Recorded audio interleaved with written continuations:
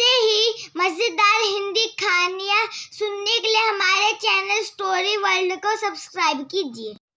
जनवरी की बर्फीली सुबह पहाड़ी गांव बर्फसर में एक अजीब सन्नाटा पसरा हुआ था। चारों ओर बर्फ की सफेद चादर बिछी थी। गांव के लोग अपने अपने घरों में दुबके हुए थे क्योंकि बाहर कड़कती ठंड और भारी बर्फबारी थी। लेकिन आज की सुबह रावत परिवार के लिए बिल्कुल अलग थी। सुमित्रा रावत, जो अपने साहस और सादगी के लिए जानी जाती थी, सुबह उठकर आंगन की सफाई करने निकली। आंगन में पहुंचते ही उसकी नज़र एक अजीब चीज़ पर पड़ी। बर्फ के बीच एक पेंटिंग पड़ी थी जो आधी बर्फ से ढकी हुई थी। सुमित्रा ने उस पेंटिंग को उठाया। उसमें एक लड़की दिख रही थी जो बर्फ से ढकी पगडंडी पर खड़ी थी, लेकिन उसका अक्स किसी और का था। जैसे ही सुमित्रा ने उसे हाथ में लिया, उसे लगा जैसे उसके हाथ बर्फ की तरह जमने लगे हो। पेंटिंग को देखकर सुमित्रा के मन में अजीब सी बेचैनी हुई। वह तुरंत अपने पति धीरज रावत को बुलाने अंदर गई। धीरज पेंटिंग को देखकर बोला, ये कहाँ से आई? इस गांव में तो कोई पेंटिंग बनाता ही नहीं। सुमित्रा ने जवाब दिया, ये पेंटिंग साधारण नहीं है, लगती है इसमें कुछ तो है। मुझे ऐसा लग रहा है जैसे कोई हमें कुछ बताना चाह रहा है। सुमित्रा ने यह बात अपने घर के बुजुर्गों से साझा की। घर के बड़े बुजुर्गों ने पेंटिंग देखते ही दबी जुबान में एक पुरानी कहानी सुनाई। यह कहानी एक लड़की श्रेया की थी। श्रेया एक सीधी सादी लड़की थी जो अपनी माँ के साथ गांव के किनारे रहती थी, लेकिन गांव में उस पर एक गंभीर आरोप लगाया गया था। उसने गांव के मुखिया की बेटी की हत्या की थी। गांव वालों बिना सच जाने ही उसे दोषी ठहराया और बर्फबारी की एक रात उसे गांव से निकाल दिया। वह बर्फीली रात श्रेया की आखिरी रात बन गई। अगले दिन उसकी लाश बर्फ में दबी हुई मिली।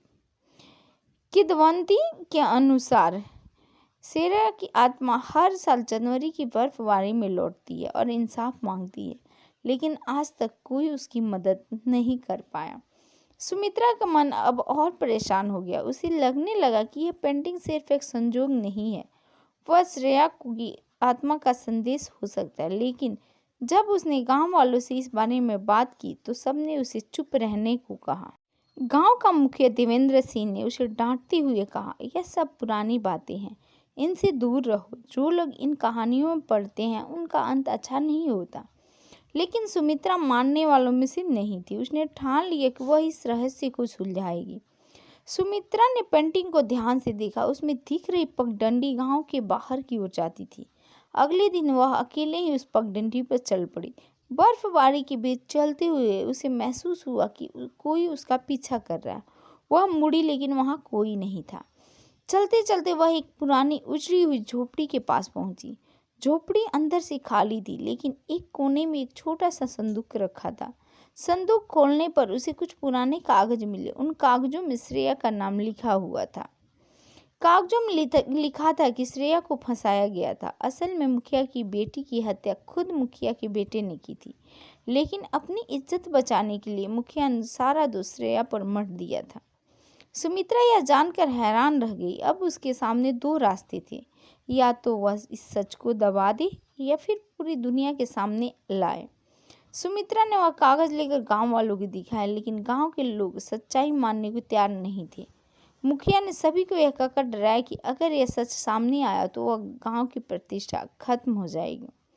लेकिन सुमित्रा ने हार नहीं मानी। उसने गांव की एक सभा बुलाई और वहां सभी के सामने श्रेया की कहानी और सबूत पेश किए। जैसे ही सुमित्रा सच को उजागर कर रही थी, अचानक मौसम बिगड़ने लगा। बर्फीली आंधी चलने लगी, लोग डरने लगे। तभी एक लड़की की परछाई हवा में दिखने लगी। वह परछाई श्रेया की थी। श्रेया की आत्मा ने कहा, हमें किसी का कुछ नहीं बिगाड़ा था, लेकिन मुझे झूठे इल्जाम में मारा गया। आज मैं इंसाफ चाहती हूँ। मुखिया ने घबराकर अपना गुनाह कबूल कर लिया। उसने कहा, यह सच है, मेरी बेटी की हत्या मेरे बेटे ने की थी। मैंने अपनी इज्जत बचाने के लिए सारा षड्यंत्र रचा था, लेकिन अब मुझे पछतावा है। श्रेया की आत्मा मुस्कुराई और कहा, सच सामने आ गया, अब मैं शांति से जा सकती हूँ। इसके बाद बर्फबारी थम गई और गांव में एक नई सुबह का आगाज हुआ। सुमित्रा की साहसिकता और सच्चाई ने न सिर्फ श्रेया की आत्मा को शांति दी, बल्कि गांव वालों को भी सिखाया कि सच को दबाना नहीं चाहिए। यह कहानी दर्शकों को भावनात्मक रूप से जोड़ने और सच और इंसाफ की ताकत को दिखाने का दम रखती है। ऐसे ही मजेदार हिंदी कहानियाँ सुनने के लिए हमारे चैनल स्टोरी वर्ल्ड को सब्सक्राइब कीजिए।